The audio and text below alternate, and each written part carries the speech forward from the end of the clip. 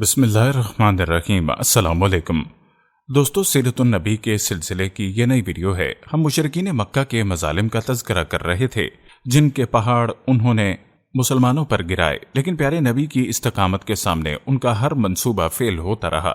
دوستو، گزشتہ ویڈیو میں ہم نے ملاحظہ کیا کہ حبشہ میں قریش پوری طرح ناکام ہو گئے تھے اور شاہ حبشہ نے مسلمانوں کے ساتھ اعلیٰ ترین سلوک کیا، انہیں وہاں رہنے کی کھلی آزادی دی۔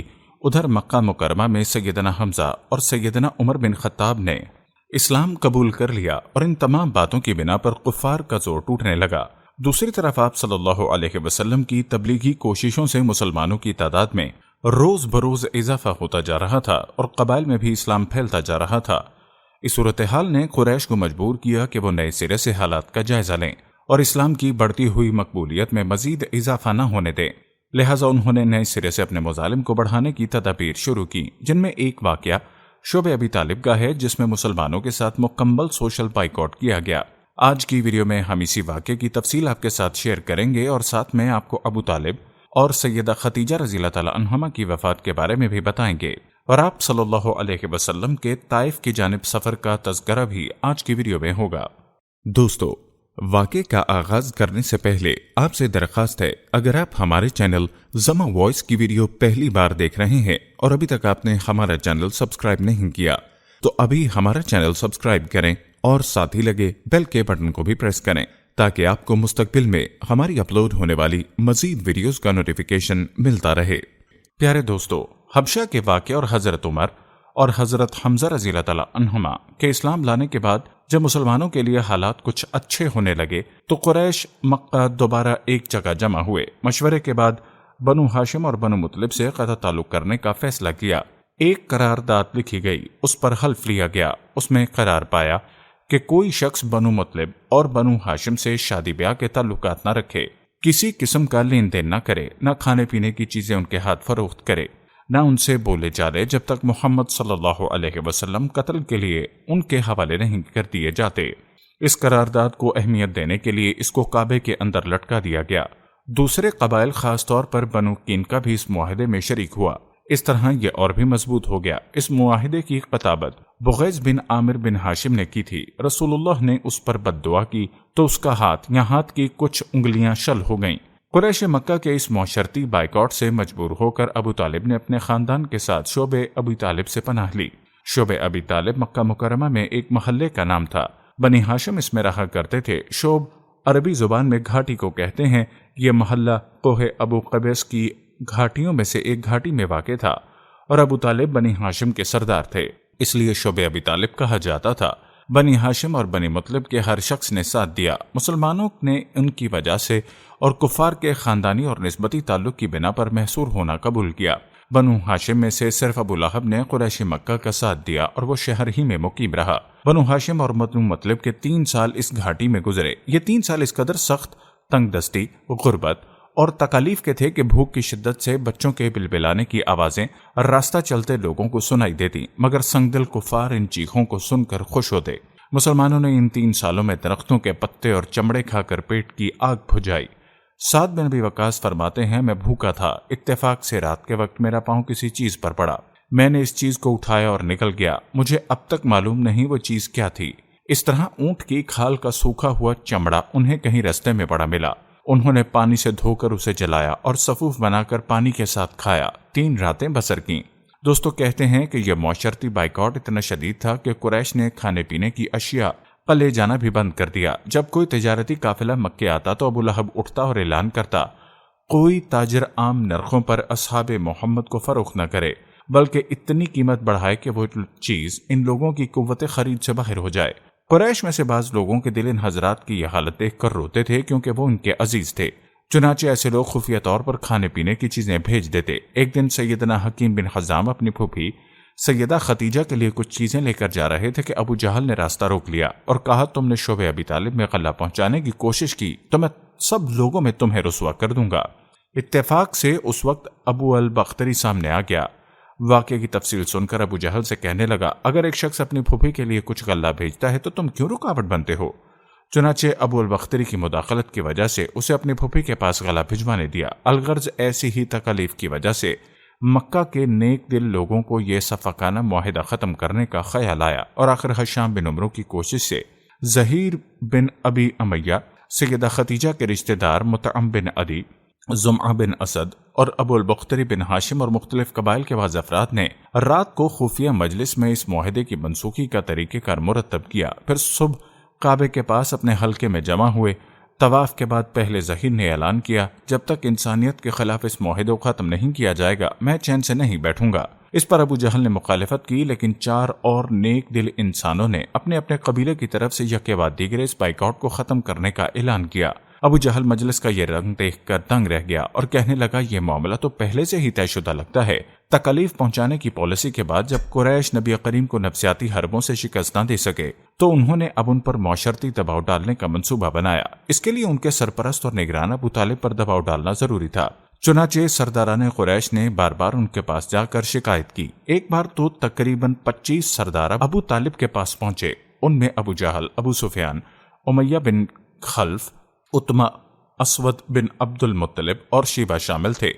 انہوں نے پہلے تو آپ صلی اللہ علیہ وسلم کے خلاف اپنی شکایات بیان کی، پھر کہا ہم آپ کے سامنے ایک انصاف کی بات پیش کرتے ہیں۔ آپ کا بھتیجا ہمیں دین چھوڑ کر ہمیں اس کے دین پر چھوڑ دیتے ہیں۔ وہ جس معبود کی عبادت کرنا چاہے کرے، ہمیں اس سے کوئی قرض نہیں مگر وہ ہمارے معبودوں کی برائی نہ بیان کرے اور یہ کوشش نہ کرتا پھرے کہ ہم اپنے معبودوں کو چھوڑ دیں۔ آپ ہمیں اس شرط پر اس سے صلح کروا دیں۔ ان کے خیال میں مصالحت کا اس سے اچھا طریقہ کیا ہو سکتا تھا؟ ابو طالب نے نبی کریم کو بلایا اور ساری بات بیان کی۔ آپ صلی اللہ علیہ وسلم نے فرمایا، چچا جان، میں تو ان کے سامنے ایک ایسا کلمہ پیش کرتا ہوں جسے اگر یہ جان لیں تو پورا عرب ان کے تابع اور عجم ان کو جزیہ گزار ہو جائے گا۔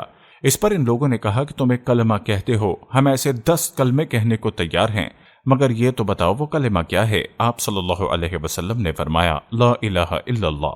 اس پر وہ لوگ غصے اور تکبر سے اٹھ کھڑے ہوئے۔ اس وقت وہ جو باتیں کہتے ہوئے وہاں سے نکلے ان کا ذکر قرآن کی سورہ 7 میں آیات 1-7 میں یوں آیا، صاد، اس نصیحت والے قرآن کی قسم، بلکہ کفار غرور و مخالفت میں پڑے ہوئے ہیں۔ ہم نے ان سے پہلے بھی بہت سی امتوں کو تباہ کر ڈالا تو انہوں نے ہر چند چیخ و پکار کی، لیکن وہ وقت چھٹکارے کا نہ تھا اور کافروں کو اس بات پر تعجب ہوا کہ انہی میں سے ایک انہیں ڈرانے والا آ گیا اور کہنے لگے یہ تو جادوگر اور جھوٹا ہے، کیا اس نے اتنے سارے معبودوں کا ایک ہی معبود کر دیا؟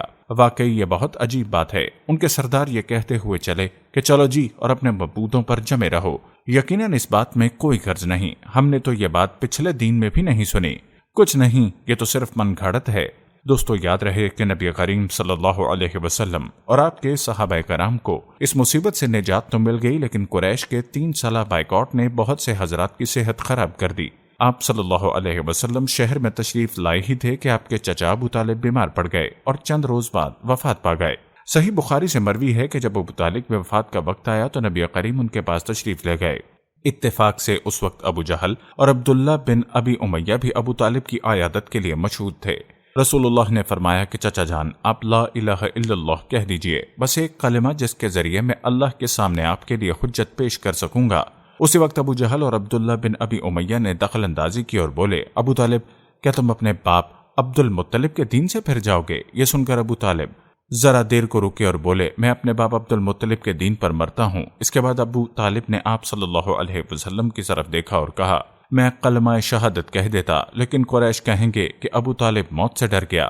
یہ سن کر آپ صلی اللہ علیہ وسلم نے فرمایا، میں آپ کے لیے مغفرت کی دعا کرتا ہوں جب تک اللہ مجھے ایسا کرنے سے منع نہ کر دے۔ اس پر سورہ توبہ کی آیت 113 نازل ہوئی۔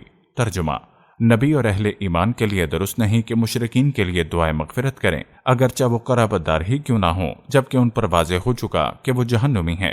ابو طالب کی وفات کے کچھ عرصے بعد سیدنا خدیجہ رضی اللہ تعالی عنہا نے انتقال فرمایا۔ آپ صلی اللہ علیہ وسلم اپنے چچا کی وفات سے ابھی سنبھلے بھی نہ تھے کہ سیدہ خدیجہ جیسی جانثار اور غمگسار رفیق حیات دنیا سے رخصت ہو گئیں۔ ان کی وفات نبوت کے 10ویں سال ماہ رمضان میں ہوئی۔ اس وقت ان کی عمر 65 برس تھی۔ رسول اللہ نے ارشاد فرمایا، جس وقت لوگوں نے کفر کیا وہ مجھ پر ایمان لائیں، جس وقت لوگوں نے مجھے جھٹلایا انہوں نے میری تصدیق کی، اور جس وقت لوگوں نے مجھے محروم کیا انہوں نے مجھے اپنے ساتھ شریک کیا، اور اللہ نے مجھے ان سے اولاد دی اور دوسری بیویوں سے کوئی اولاد نہ تھی۔ ان کی میت خود آپ صلی اللہ علیہ وسلم نے اپنے ہاتھ سے قبر میں اتاری۔ اس سال کا نام آپ نے عام الحزن رکھا۔ یہ نام تاریخ اسلام کا جزو بن گیا۔ جناب ابو طالب اور سیدہ خدیجہ کی وفات کے بعد کفار مکہ اور بھی زیادہ دلیر ہو گئے، پہلے سے زیادہ آپ کو تنگ کرنے لگے، یہاں تک کہ آپ کا گھر سے نکلنا مشکل ہو گیا۔ ابو طالب کی وفات کے بعد ابو لہب بنو ہاشم کا سردار بنا۔ شروع میں ہی اس نے اعلان کر دیا کہ آپ اپنے اقوال اور اعمال کے ذمہ دار ہیں۔ یہ اعلان گویا آپ کی برادری سے خارج کر دینے کے برابر تھا کہ جو چاہے معاذ اللہ آپ کو قتل کر دے، قبیلہ آپ کی حمایت نہیں کرے گا۔ آخر کار اب شوال 10 نبوت، اب آخر مئی یا اوائل جون 619 عیسوی کو اس ارادے سے طائف تشریف لے گئے کہ بنی ثقیف کو اسلام کی طرف بلائیں، اور اگر وہ اسلام قبول نہ کریں تو انہیں اس بات پر آمادہ کریں کہ وہ آپ کو ان کے ہاں بیٹھ کر چین سے اپنا کام کرنے دیں۔ دوستو، آپ کو بتاتے چلیں کہ طائف مکہ سے 60 میل کے فاصلے پر پہاڑوں میں ایک سرز و شاداب مقام ہے، جو اپنے خوشگوار آب و ہوا کی وجہ سے اہل حجاز کے لیے ایک صحت افزا مقام کی حیثیت رکھتا ہے۔ جس وقت آپ نے طائف کا سفر اختیار کیا، وہاں قبیلہ بنو ثقیف برسر اقدار تھا۔ آپ صلی اللہ علیہ وسلم کو اس وقت کوئی سواری تک میسر نہ تھی۔ مکہ سے طائف تک کا سفر آپ نے پیدل طے کیا۔ آپ صلی اللہ علیہ وسلم کے ساتھ صرف زید بن حارثہ تھے۔ راستے میں جس قبیلے سے گزر ہوتا اسے اسلام کی دعوت دیتے، لیکن کسی نے بھی دعوت قبول نہ کی۔ وہاں پہنچ کر آپ نے 10 دن قیام فرمایا۔ اس قیام کے دوران ثقیف کے 3 سرداروں کے پاس گئے جو آپس میں بھائی تھے، جن کے نام یہ ہیں عبد یلیل، مسعود اور حبیب۔ ان کے والد کا نام عمرو بن عمیر الثقفی تھا۔ آپ صلی اللہ علیہ وسلم نے انہیں اللہ کی اطاعت اور اسلام کی مدد کی دعوت دی۔ انہوں نے انکار کر دیا اور خوف محسوس کیا کہ کہیں ان کا نوجوان طبقہ آپ کی تبلیغ سے متاثر نہ ہو جائے۔ مجبوراً آپ صلی اللہ علیہ وسلم کو طائف چھوڑنا پڑا۔ جب آپ وہاں سے نکلے تو ثقیف کے سرداروں نے اپنے ہاں کے لفنگوں کو آپ کے پیچھے لگا دیا، اور راستے کے دونوں طرف دور تک آپ صلی اللہ علیہ وسلم پر آوازیں کستے چلے گئے۔ انہوں نے گالیاں بھی دیں اور پتھر بھی مارے، اس قدر پتھر مارے کہ آپ زخموں سے چور ہو گئے۔ اس حالت میں آپ عتبہ اور شیبہ ابنائے ربیعہ کے باغ میں بیٹھ گئے۔ یہ باغ طائف سے 3 میل کے فاصلے پر تھا۔ باغ کی ایک دیوار کے ساتھ ٹیک لگا کر انگور کی بیل کے سائے میں بیٹھ گئے۔ جو کچھ پیش آیا اس پر سوچ بچار کر رہے تھے۔ چنانچہ آپ صلی اللہ علیہ وسلم نے ایک رکعت آمیز دعا فرمائی، جو دعائے مستضعفین کے نام سے مشہور ہے۔ اس دعا کا مفہوم پیش خدمت ہے: الہی، میں تجھ سے اپنی کمزوری اور بے بسی اور لوگوں کے نزدیک اپنی بے قدری کا شکوہ کرتا ہوں۔ یا ارحم الراحمین، تو کمزوروں کا رب ہے تو میرا بھی رب ہے۔ تو مجھے کس کے حوالے کر رہا ہے؟ کیا کسی بیگانے کے جو میرے ساتھ تندھی سے پیش آتے ہیں، یا کسی دشمن کے جسے تو نے میرے معاملے کا مالک بنا دیا؟ اگر مجھ پر تیرا غضب نہیں ہے تو کوئی پرواہ نہیں، لیکن تیری عافیت میرے لیے زیادہ کشادہ ہے۔ میں تیرے چہرے کے اس نور کی پناہ چاہتا ہوں جس سے تاریکیاں روشن ہو گئیں اور جس سے دنیا و آخرت کے غضب نازل کرے، یا تیرا عطاب مجھ پر وارد ہو۔ مجھے تیری رضا مطلوب ہے، یہاں تک کہ تو خوش ہو جائے، اور تیرے بغیر کوئی زور اور طاقت نہیں۔ دوستو، کہتے ہیں کہ واپسی پر آپ بہت دل شکستہ اور غمگین تھے۔ جب آپ قرب المنازل کے قریب پہنچے تو محسوس ہوا آسمان سے ایک بادل سا چھایا ہوا ہے۔ نظر اٹھائی تو جبرائیل علیہ السلام سامنے تھے۔ انہوں نے کہا کہ آپ صلی اللہ علیہ وسلم کی قوم نے جواب آپ کو دیا ہے، اللہ نے اس کو سن لیا۔ یہ پہاڑوں کا منتظم فرشتہ اللہ نے بھیجا ہے، جو حکم آپ دینا چاہیں دے سکتے ہیں۔ پھر پہاڑوں کے فرشتے نے آپ کو سلام کر کے عرض کیا کہ آپ فرمائیں تو دونوں طرف کے پہاڑ ان لوگوں پر الٹ دوں؟ آپ نے فرمایا نہیں، بلکہ مجھے امید ہے کہ اللہ ان کی نسل سے ایسے لوگ پیدا کرے گا جو صرف ایک اللہ کی عبادت کریں گے اور ان کے ساتھ کسی کو شریک نہیں ٹھہرائیں گے۔ آپ صلی اللہ علیہ وسلم طائف سے نکل کر چند روز نفلہ کے مقام پر ٹھہرے۔ پریشان تھے کہ اب کیسے مکہ جاؤں۔ طائف میں جو کچھ گزری اس کی خبریں وہاں تک پہنچ چکی ہوں گی۔ اب تو کفار پہلے سے بھی زیادہ دلیر ہو جائیں گے۔ انہی دنوں کا ذکر ہے کہ ایک رات آپ نماز میں قرآن پڑھ رہے تھے کہ جنوں کا ایک گروہ کا ادھر سے گزر ہوا۔ انہوں نے قرآن سنا تو ایمان لے آئے، اپنی قوم میں جا کر تبلیغ شروع کر دی، اور اللہ نے اپنے نبی کو یہ خوشخبری سنائی کہ انسان اگرچہ آپ کی دعوت کو قبول نہیں کر رہے، مگر بہت سے جن اس کے گرویدہ ہو گئے ہیں اور اس دعوت کو اپنی جنس میں پھیلا رہے ہیں۔ پیارے دوستو، اس واقعے کی تفصیل سورہ احقاف کی آیت 29 تا 31 میں یوں درج ہے: اور یاد کرو جب ہم نے آپ کی طرف جنوں کے ایک گروہ کو متوجہ کیا کہ وہ قرآن سنے، پس جب نبی کریم صلی اللہ علیہ وسلم کے پاس پہنچ گئے تو ایک دوسرے سے کہنے لگے خاموش ہو جاؤ۔ پھر جب تلاوت ختم ہو گئی تو اپنی قوم کو خبردار کرنے کے لیے واپس لوٹ گئے۔ کہنے لگے ہماری قوم، ہم نے یقیناً وہ کتاب سنی ہے جو موسیٰ علیہ السلام کے بعد نازل کی گئی، جو اپنوں سے پہلی کتابوں کی تصدیق کرنے والی ہے، جو سچے دین اور راہ راست کی طرف راہبری کرتی ہے۔ اے ہماری قوم، اللہ کے بلانے والوں کا کہا مانو، اس پر ایمان لاؤ تو اللہ تمہارے گناہ بخش دے گا اور تمہیں المناک عذاب سے پناہ دے گا۔ دوستو یاد رہے کہ آپ صلی اللہ علیہ وسلم کی سیرت کا اگر بغور مطالعہ کی جائے تو اللہ تعالیٰ نے ہمیشہ اپنے پیارے حبیب کی تسلی اور تشفی کی خاطر ہر مشکل کے بعد آپ کے لیے ایسے حالات پیدا فرمائے جن سے اسلام میں ترقی ہوئی، اور یوں اسلام دن بدن پھیلتا ہی چلا گیا۔ اور یاد رہے کہ ہر مشکل کے بعد آسانی تو ہوا ہی کرتی ہے۔ ہم یہ امید کرتے ہیں کہ آپ کو ہماری آج کی یہ ویڈیو ضرور پسند آئی ہوگی۔ اگر آپ کو ہماری آج کی یہ ویڈیو پسند آئی ہے تو سب سے پہلے اس کو لائک کریں، اپنی رائے کا اظہار کمنٹ سیکشن میں لازمی کریں۔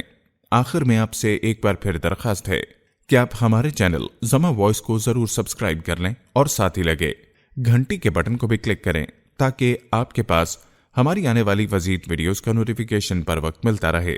اللہ تعالیٰ آپ کو اپنی حفظ و امان میں رکھے، آمین۔